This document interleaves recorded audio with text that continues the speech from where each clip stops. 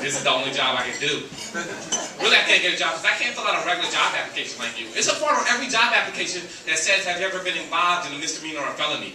Right there, I have to check yes. Right up under that it says, if so, please explain. Now I gotta ask them which one they want to know about. Because I was in a situation where I got 6. I know, that's a lot, right? I know I don't look tough or dangerous. These white guys in the room thinking to themselves, we could probably rob that particular black guy. I know I don't look tough or dangerous. I'm going to tell you how I know. One time, I seen 2 older white women giving each other change for a $100 bill in a dark alley behind Jefferson Hospital. They must have been doctors or whatever. And I came walking up this alley in a hoodie, mind you. And at sight of me, 2 older white women actually did this. They were like 20, 40, 60... 80, there's nothing more depopulating than the inability to scare old white women. Once you can't do that, you might as well take up a campaign and run for president. You might win.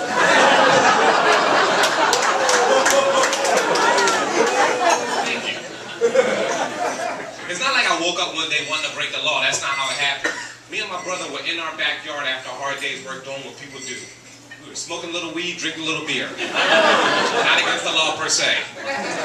When all of a sudden his appendix burst. This is an immediate medical situation. This meant all the times I had been drinking and dropping before was about to pay off as a skill.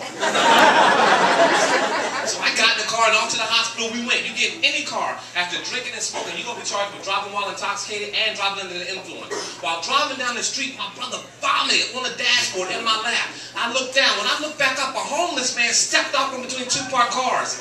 I know you think what I'm thinking. Bums don't belong in the street. Bumming is a sidewalk occupation, is it not? And what's the big hurry? He got crossed in the middle of the block. He can't go to the light and wait. Yo, bum, you got where to be right now? I digress from what I told the judge. It was like, boom. I was like, oh no, did we just hit him? My brother said, if by we you mean you, then yes. You hit anybody in this situation, you'll be charged with reckless endangerment of another person, assault with a deadly weapon, and you will no longer be high. I got out the car to see if he was okay. He wasn't. He'd been hit by the car I'm talking about. And that's when I saw $20 on the ground. I know you think what I'm thinking. Finally, something coming up in time. Oh, man. I picked it up and put it in my pocket. At that point, I committed armed robbery. This is not about me or the bum. This is about the space on the application. It's too small to explain my side of that story. Once you ask for another sheet of paper at this point in the interview, you're not getting that particular topic. Further down on the application, it says reason for leaving last job. I didn't leave my last job. I was asked to leave my last job. And I left under the same pretense anybody leaves a job. Something went wrong. Me and that person got into an argument. I threw something, hit somebody not involved in that particular argument. Now somebody got to leave the office for good. How do you get to this point? I'll tell you how. It was the day after I hit the homeless person. It was also a Friday. I called up to work. I was like, Bob, I can't make it in today. Bob told me on the phone, if you can't come in today, don't bother coming in Monday. So when I got to work on Tuesday, Bob had an attitude like, we didn't discuss this on the phone. I'm like, Bob, why you fired me? He's like, you ain't been to work in 2 days. I was like, I called you on Friday. He's like, what about Monday? I was like, Bob, that was your idea. I didn't want Monday off. Me and Bob argued as long as 2 people could argue until I realized he had put his own personal problems to work that day. Now, I should preface this with Bob is gay, homosexual. I don't know what you call it here. Just know what I'm talking about. Now, him and his boyfriend was supposed to go to a Halloween party dressed as a tandem from the book Rags to Riches. His boyfriend didn't show up. He was upset about it. He felt stood up. Now, when I went into his office, him and his boyfriend were in a full-fledged argument about him and them not showing up. So I walk in.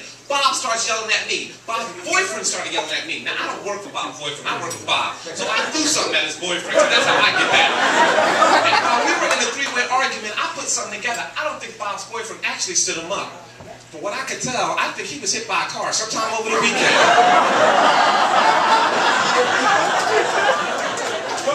Thank you. I got one guy to clap. This next story better do the job. No, it's too late. It's too late. It's too late. So I went to I went to Game 3 of the World Series last year. Good time. My first World Series game ever. I was very happy to be there. It was a big experience for me because I'm a big sports fan. So I'm sitting there minding my business, eating a hot dog, when all of a sudden, bow, a foul ball gets hit our way. Everybody in my section stood up and rushed the rail to go get this foul ball. I didn't get up. I was eating a hot dog. Now, when they went to catch this ball, nobody could corral it, so it bounced off their hands, and now it's coming back to where I am. I'm sitting here, still on the end of my aisle, still eating a hot dog. Over here is a little kid. Me and this kid see this ball at the same time. Now let me say this, if you had a World Series baseball game and the World Series baseball is coming your way and the only thing standing between you and your brand new World Series baseball is a little kid, you don't have nobody to blame but yourself if you come home with no World Series baseball. Me and this kid reached out for the ball at the same time. He brought a glove to the game. I ain't bring no glove, I'm a grown ass man.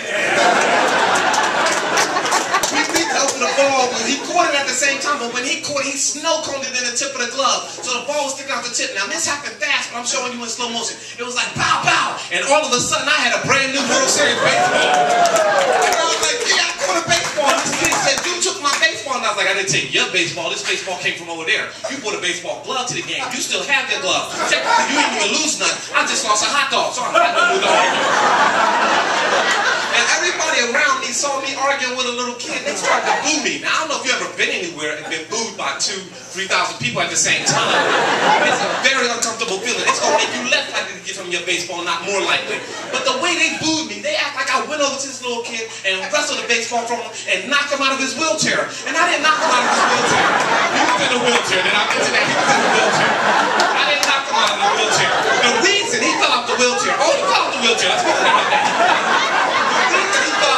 Because he reached out like this. When you reach out like this, he changes where your center of gravity is. Most of your weight is in your legs. He only had one leg. He should have been that is one leg irresponsibility. You got to be twice as careful with having one down my leg. That's a mathematical fact. I didn't make that up. And at this point, I'm up kind of doing an I-Code baseball two-legged dance. He could have done that dance anyway. He only had one leg. And everybody's like, you should give him the baseball. You kicked him in the face. I did not kick him in the face. His face hit my foot, but we don't have another word for that in the English language. Let me explain how that happened. When he fell off the wheelchair, that's when I had to jump like that. When I jump like that, his face is the back of my foot. But you don't kick nobody like that. You kick like that. And clearly, I did not do that. When I turned around to go high five my friends, I didn't know he was going to sit up. I did kick him that time. That was the accident. Anybody who know me know I'm right-footed. I wasn't kicking nobody with my left foot. That would just be showing up. You kick with both feet if you have it. You don't have both feet, so that'd be rude. Now at this point, everybody's like, why don't you just give them the baseball? I said, I can't go around giving out free gifts to strangers. We're in a recession. So now, people are mad at me. They can throw beer and popcorn at me, but I'm so happy. I'm like, free beer, popcorn, and I caught a baseball. I'm having a really good time right now. So now people are pushing and shoving, and they're like, why don't you just give them the baseball? And I said, look, it seems rude to me to give a kid a baseball who probably not going to ever play baseball. You wouldn't give Stevie Wonder a telescope this Christmas. That would also be rude.